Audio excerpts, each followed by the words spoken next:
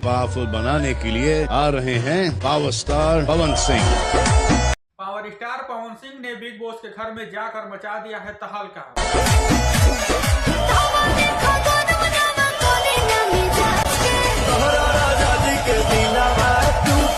Power star ने कहा था, आप लोगों ने जिसका कल्पना नहीं किया है उसको हम भोजपुरी में नचाएंगे। जो आप लोगों ने भी कल्पना नहीं किया होगा उसको भी नचाऊंगा भोजपुरी में।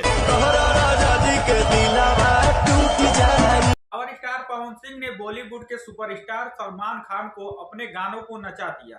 दोस्तों, इस समय पवन सिंह काफी ज्यादा चर्चा में है। अगर कहीं टीआरपी की जरूरत होती है तो पवन सिंह को ही बुलाया जाता है। एक शो आया था जिसमें पवन सिंह को बुलाया गया और बिग बॉस ग्रैंड फिनाले में भी पवन सिंह को बुलाया गया है। पवन सिंह ने वहां पर जाते हैं और तहलका मचाते हैं।